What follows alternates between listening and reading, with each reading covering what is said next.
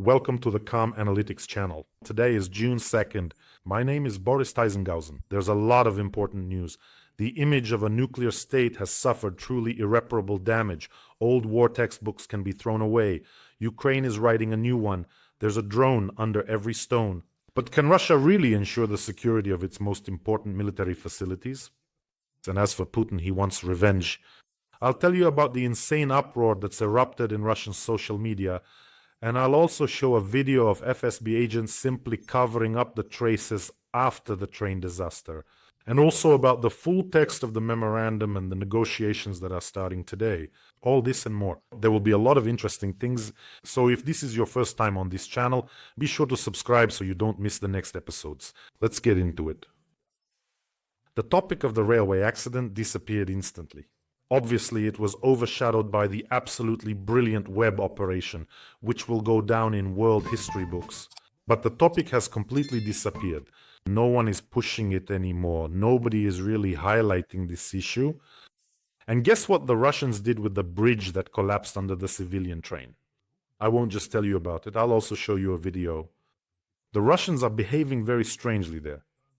So here's another important detail. It turns out that yesterday, Lavrov called his colleague Marco Rubio. They talked about negotiations. But earlier, the Russian Ministry of Foreign Affairs reported that Lavrov and Rubio also discussed, among other things, the explosions of bridges in the Kursk and Bryansk regions. And naturally, this conversation took place after the brilliant web operation was carried out, and Lavrov also discussed this with Rubio. But right after this conversation, the approach suddenly starts to change, including the release from the investigative committee, and they begin to remove the wording about the bridges being blown up, a terrorist attack, and so on. They leave it as a collapse, despite the fact that several civilians died there and quite a few were injured. A collapse.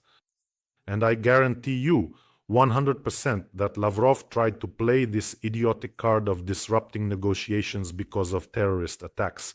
But the Americans made it clear to him that they know everything perfectly well. And now look at what happens after that. Do you know what the Russians do with that bridge after this? They blow it up. Here's the video, take a look. So, the bridge that the passenger train crashed into, rather than conducting any sort of proper investigation at that specific location, instead of actually carrying out any investigative actions or procedures there, do they or do they not take any such steps at all? They blow it up, and in such a hurry that they didn't even have time to move the excavator out of the way. The excavator got caught in the blast. So what's going on? Why bother with an investigation? Why blow everything up so quickly? Just to cover their tracks, right? And so they don't end up incriminating themselves. In short, they were really in a hurry. I don't know, maybe, by the way, the FSB guys still had some explosives left over from the previous night when they tried to blow up that bridge the first time. It's unclear. Well, you wouldn't want good stuff to go to waste. So it's the same as always, just like always. Clumsy, just like with the Rayaz and sugar. Well, they were lucky there that the residents found those bags, but they messed up with the conflicting versions. They almost exposed themselves, but managed to cover it up in time. And here it's the exact same story. Quickly blow everything up, everything. So it's deemed unusable, let's blow it up fast. Wonderful. Now, officially, about this super operation, Web, the Security Service of Ukraine carried out a historic special operation during which 41 enemy strategic aviation aircraft were hit. This includes the A-50 long-range radar detection aircraft, the Tu-95, the Tu-22M3, and the Tu-160. All in all, wonderful. At 4 military airfields overall, we're talking about striking 34% of strategic carriers. Now, some very interesting details are coming up. Well, the fact that so-called mother containers with FPV drones were used. I think everyone has seen that. Now, there are already videos appearing showing some Russians trying to climb onto rooftops and, for some unclear reason, trying to catch these drones. Well, naturally, the official version from the Russian Ministry of Defense is that just a couple of planes, only 2, caught fire. We put them out quickly, although I think you've all seen the footage. At just one airfield, there were about 8 of them burning at the same time. In general, according to various reports, the damage there still needs to be assessed to see exactly what burned, but we're talking about billions of dollars. But the issue isn't even about the money. Even if Russia managed to find those billions of dollars, it wouldn't be able to replace those planes. They're no longer being produced. This is how Putin raised the Russian Federation from its knees. In over 20 years, he hasn't managed to establish serial production of their own aircraft. You see how it is? Naturally, the balding Kablukan is sitting there now, fuming and raging. And of course, he will definitely want to take revenge because such humiliation. Well, honestly, in recent times, I can only recall two special operations that truly inspired awe. Naturally, Webb and that one with the pages, remember? But in my opinion, this one was much more complex and clever. So in general, really cool, really. And of course, Putin will want to take revenge because, well, he would have already struck back. He would have done it tonight. But what happened is that this took place right before the negotiations, and that is restraining his actions. Let me just remind you, it was right after the massive shelling that Trump lost his temper and called Putin, well, crazy, insane. I think that was also when he came closest to the issue of imposing sanctions. Well, more precisely, not actually imposing sanctions. He could have just given the go-ahead with the flick of a finger, and that would have been it, but he didn't. So you see how stubborn Trump turns out to be on this issue? It can be said with confidence that the image of a nuclear superpower, well, pseudo-superpower, has suffered irreparable damage in every sense. Both the fact that they can't fix their own aircraft and that they can't fix the situation on the world stage. So just imagine now a situation where a drone can be launched not only from a truck but from any kind of container, where well, I don't know, in any corner of Russia it could take off in Rubliovka, it could launch from a yacht, from a garage, from a shed. Now there's some kind of panic going on over there. They're checking all the trucks. You can check 100,000 trucks or not check them at all. It doesn't matter. Everything is bought and sold anyway. They paid off the traffic cop and he turned a blind eye. Oh, recently I came across a video about a giant Chinese flying drone mothership, basically a plane from which real swarms of drones fly out and scatter. So Vasyl Melyuk, the head of the SBU, has actually put this scheme into practice on the ground. And by the way, all honor and praise, and I hope there will be awards, for everyone involved in carrying out this brilliant operation, from the developers and manufacturers to those who planned and physically managed it. Brilliant. And notice, without a fleet, Ukraine got rid of the Black Sea Fleet in Crimea, driving it off to distant ports, and now, without aviation, is depriving Russia of an entire component of its nuclear triad. And I think Putin was the most frightened of all, and Medvedev too. He still hasn't written anything yet, can you imagine? He just can't pull himself together from all those alcoatoms. Putin was the most frightened, because let me emphasize again, from any kind of container, I don't know, the roof of a little house slides off and off they go. For some reason, I pictured the perfect scene. At a military parade, one of the trucks has its side or roof open, and off it goes. Yeah, so what now? Somewhere on Rubliovka, a truck just stops, and that's it. No more Shoigu and his little house. So of course it's sad for Russians, naturally, but it's absolutely wonderful for the rest of the civilized world. Let me remind you, Russia, in its what they call nuclear deterrence, in its triad relies on 3 nuclear components. These are silo-based and mobile launchers, which are considered the land component. Why is it called a triad? The land component. Strategic submarines are the sea component, carriers of nuclear weapons, and then there is long-range aviation like the Tu-95 and Tu-160. This is the air component. So right now, the air component has been seriously taken out. And what's more, it's both frightening and sad. Now, about the outcry on social media. And by the way, opinions there are very interestingly divided. All of this is happening very, very deep inside, within the territory of the Russian Federation. Ivanovo, Ryazan, Murmansk, Irkutsk regions. That's why air defense and electronic warfare turned out to be completely useless.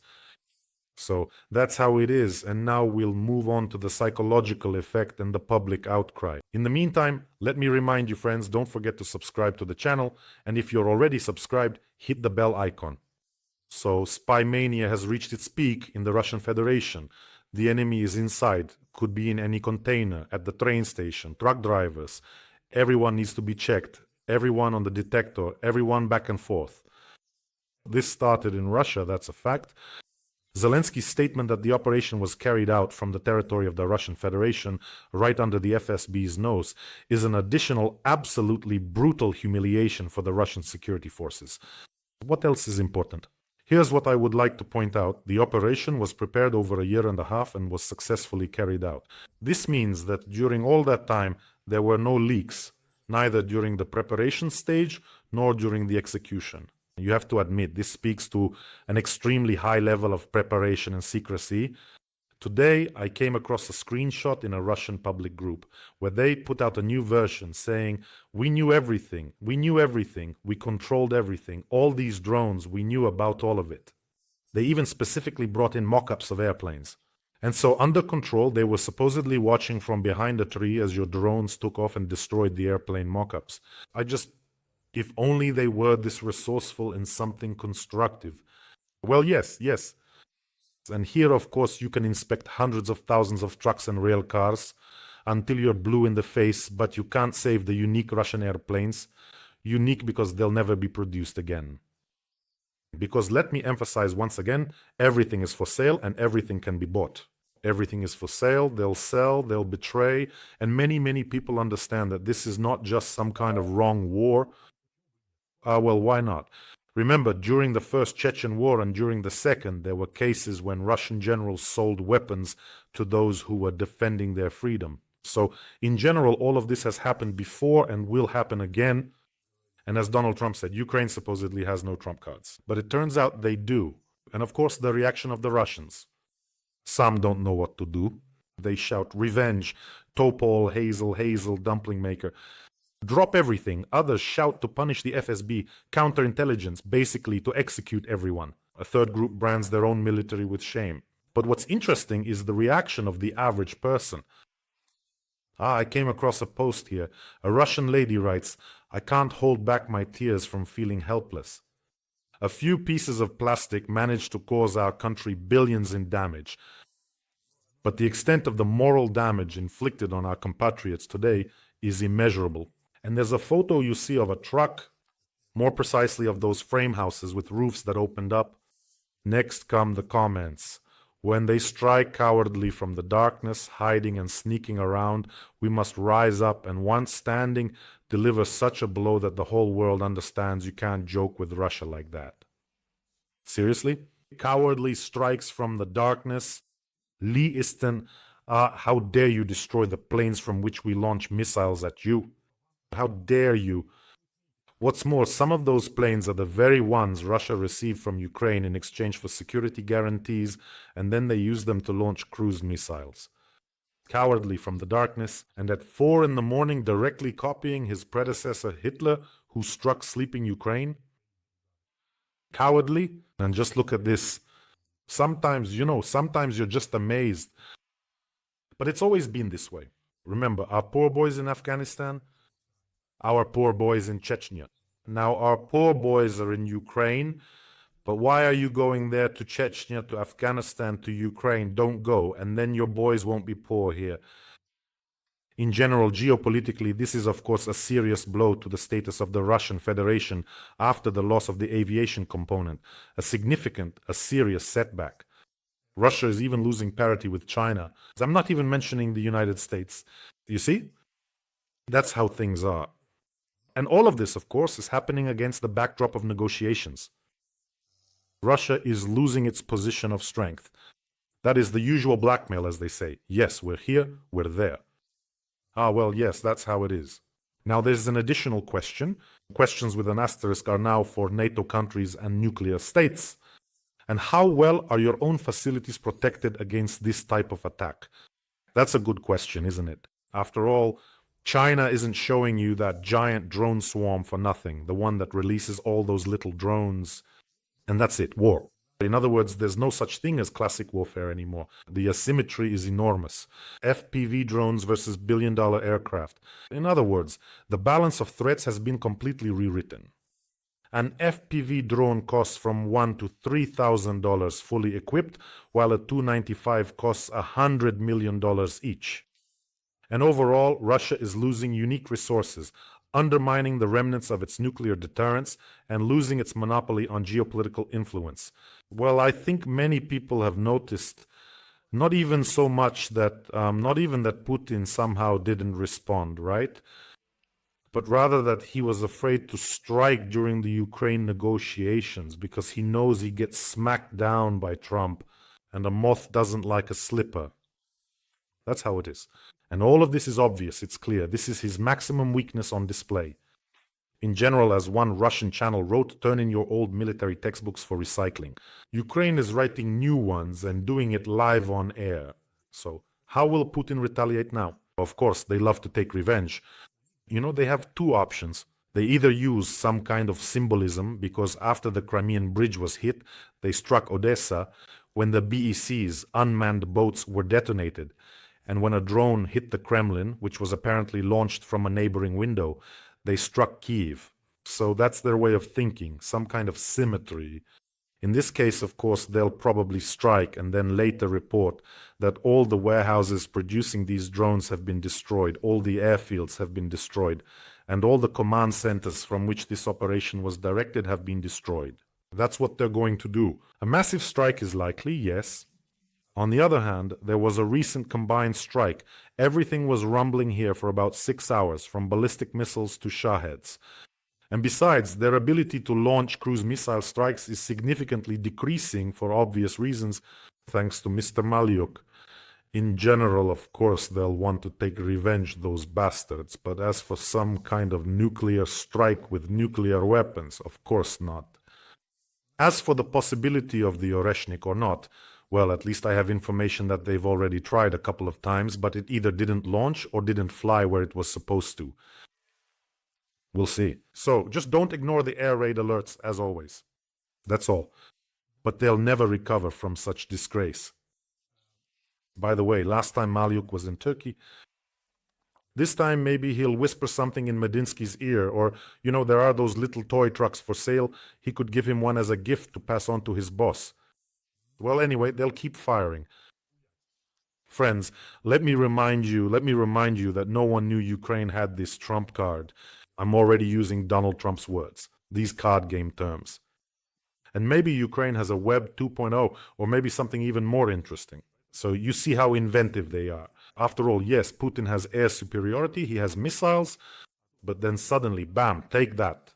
And let me remind you, friends, our important fundraiser for the Legion is still ongoing. We've almost closed it already. Part of the funds have already been withdrawn by the Legionnaires, and they've purchased some very necessary items that the Russians definitely won't like. And that's why this fundraiser is important. The link to the fundraiser is in the comments to this video, and the link is also in the video description. There you'll also find the link to the Legion's fundraising card, the Legion's bank card, and there's also PayPal for those who want to help from abroad. Everyone is seen. Everyone, my deepest respect and huge thanks to those who are helping Ukraine. You are awesome. And now, friends, remember the 252nd Battalion, the unit of those who launch drones. We were raising funds for them, for a pickup truck, for a Raptor. Here it is. I'm publishing this with a delay, but thank you. This is for you. This is directly from them to you. Just like that. The coolest unmanned aviation complexes of the 252nd Battalion. I want to express my gratitude to the Boris Dizenghausen community for helping to purchase a wonderful vehicle for carrying out combat missions. Glory to Ukraine. Glory to the heroes. That's right, this is the coolest thing we're doing together with you. Thank you all so much. So, there are the first statements. This statement, it really struck a chord with me. The first statement I saw today was from Volodymyr Zelensky. He said that losses will force Russia to come to the negotiating table. Operation Web has shown that Ukraine is capable of delivering significant blows, and in this way is also strengthening the security of all of Europe. But look at what he said. If Russia is preparing attacks from the territory of Belarus, as intelligence data shows, then allies need to strengthen themselves right now and increase their support for Ukraine. Ask your intelligence services what Putin is preparing for you from the territory of Belarus. In other words, there is information that these West 2025 exercises could possibly turn into a serious provocation. By the way, including in relation to Ukraine. So you see, this Kolya's dad sitting in Belarus just won't calm down. He probably needs to start using his head. Or, as Operation Web showed, Lukashenko comes to a collective farm. The roof of the cowshed opens up, and out come the drones. Good afternoon, Lukashenko, or evening. It won't matter by then. So that's how it is. But the fact that those two old men are cooking up some kind of nasty scheme, 200%. Medvedev, in general, I don't know. Maybe he's just gone into some kind of hibernation. Or maybe they took away his markers and banned him from writing posts. Basically, he's just sitting there, holding himself back. And now Reuters is already publishing the full text of the memorandum from Ukraine. And there, basically for us, well, everything is clear, everything is as we expected, it's our version. Let me remind you, the Russians never provided theirs. But they were afraid to disrupt the negotiations and still showed up. So what does our memorandum propose? It rejects maintaining neutrality and provides for the possibility of Ukraine joining the European Union and NATO with no restrictions on the size of the army, its deployment, or the presence of foreign troops on Ukrainian territory. So that's great. And in addition, it allows for the gradual lifting of sanctions on Russia with the possibility of reinstating them and the unfreezing of Russian assets after Russia pays reparations. After that, there would be a meeting between Putin and Zelensky where they would formalize the final points of the peace settlement. That's it. In addition, Russia still insists on recognition of its control over Crimea and the territories of Donetsk, Luhansk, Kherson, and Zaporizhzhia regions occupied by the Russian army. This is the very fact that simply makes further negotiations impossible. In other words, what they're saying is, we want 4 regions, withdraw your troops. Maybe against the backdrop of the web, they'll quiet down a bit, but that's not guaranteed. They're just out of their minds. So Putin is putting on a brave face in a bad situation. I think after another couple of webs, things will get really grim over there. But we don't expect any breakthroughs from these negotiations. We expect treachery from Putin, we remain calm, and we support our fighters. Take care of yourselves, take care of your loved ones, and subscribe to this channel. Support the fundraiser if you can. For those watching not on my channel, here's a QR code that goes directly to the Legions Fund. Wishing us all a peaceful day. And of course, glory to Ukraine.